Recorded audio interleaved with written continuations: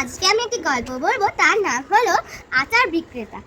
একসময় একটা মহিলা ছিল, তার বিয়ে হচ্ছিল না সেইভাবে। তো তার একটা দূর একটা লোকের সাথে সম্বন্ধ এলো। তো তারা রাজি হয়ে গেল আর তার বিয়ে হয়ে গেল।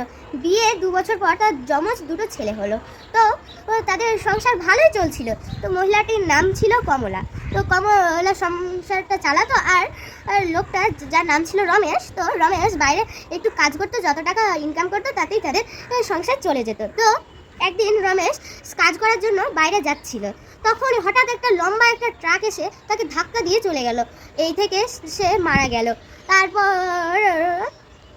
কমলা একদম মন খারাপ হয়ে গেল যে তার স্বামীও মারা গেল, এবার সে কী করে সংসার চালাবে। তখন তার মনে এলো আগের কথা, যে সে যখন ছোট ছিল তখন তার মা বাবা ছিল না, তার দাদি ছিল। তার দাদি তাকে আচার বানানো শিখেছিল, যে সে আমের আচার তৈরি করতো, আর বিভিন্ন ধরনেরই আচার শিখেছিল তার দাদির কাছ থেকে। আর সে এটা ভাবতে ভাবতে বাইরে হাঁটতে লাগলো। সে হাঁটতে হাঁটতে দেখলো একটা আমের গাছ দেখেই সে আম পাড়তে গেল। আম পেড়ে সে বাড়িতে নিয়ে গেল আর আমের আচার তৈরি করলো। আর পরে তার কাছে একটু পান্তা ভাত ছিল, দিয়ে সে পান্তা ভাতের সাথে খেলো। তার যেন কি বলবো, তার এত ভালো লাগলো যে সে আরও বানাতে লাগলো, আর ওই আম গাছের কাছে গেল আর আম আরও পেড়ে আনলো। দিয়ে সে ভাবলো যে এবার সে এই আচারগুলোই বিক্রি করবে।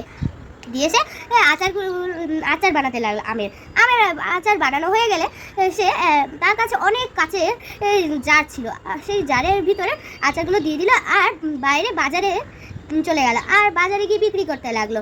দিয়ে একটু আচার একটা বাটিতে করে রাখলো, যাতে গ্রাহকগুলো একটু টেস্ট করতে পারে যে কেমন খেতে আসলে। দিয়ে গ্রাহকরা এলো কয়েকটা, দিয়ে খেয়ে দেখলো, একটু চেখে দেখলো, দিয়ে দেখলো যে এতই স্বাদ, দিয়ে কিনেই নিয়ে চলে গেল। তারপর তারা অন্য লোকদেরও বললো। তারপর গ্রামে আরও অনেকজন মানুষ তার কাছে আচার কিনে নিল। সারা দিনে সে অনেক টাকা রোজগার করে নিল। এভাবে সে ভাবলো যে আরও সে আমের আচার তৈরি করবে। দিয়ে সে প্রত্যেক দিনই টাকা ইনকাম করতে লাগলো আমের আচার বিক্রি করে। এইভাবে সে একটা দোকান ভাড়াতে নিয়ে নিল, ওখানে আমের আচারগুলো তৈরি করে সে বিক্রি করতো। দিয়ে সে তার আরও লাভ হতে লাগলে সে আরও বড় একটা দোকান ভাড়াতে নিয়ে নিল, আর 3টে কর্মচারী রাখলো। তারা খুব গরিব ছিল, তাই তার দয়া হলো আর তাদেরকে আমের আচার শিখিয়ে দিল, আর কীভাবে করতে হবে ওটাও বলে দিল। আর সে এইভাবে তার নাম যেন বিখ্যাত হয়ে গেল, যে সে এত আচার তৈরি করে, তার আচারেরই বিখ্যাত হয়ে গেল যেন। দিয়ে সে এবার একটা কোম্পানি খুলে দিল। দিয়ে কোম্পানি খোলার পরে তার আরও লাভ হতে লাগলো। দিয়ে পরে টিভি রিপোর্টার্সরা, মানে সাংবাদিকরা, তাকে জিজ্ঞাসা করলো যে তোমার এই পরিশ্রমের পিছনে কি সত্য লুকিয়ে রয়েছে। সে বললো যে আসলে এটা আমার দাদিরই হাত আছে, কারণ আমার দাদি আমাকে ছোটোতে শিখিয়েছিল আমের আচার বানানো, কীভাবে তৈরি করতে হয় এটা আমাকে শিখিয়েছিল, তাই আমি আজকে এই বড় একটা পদে দাঁড়িয়ে আছি। এই কথা শুনে সাংবাদিকরা খুব খুশি হলো। আর আমরা এই গল্পটা থেকে এই শিক্ষাটাই পেলাম যে কঠোর পরিশ্রম করা উচিত।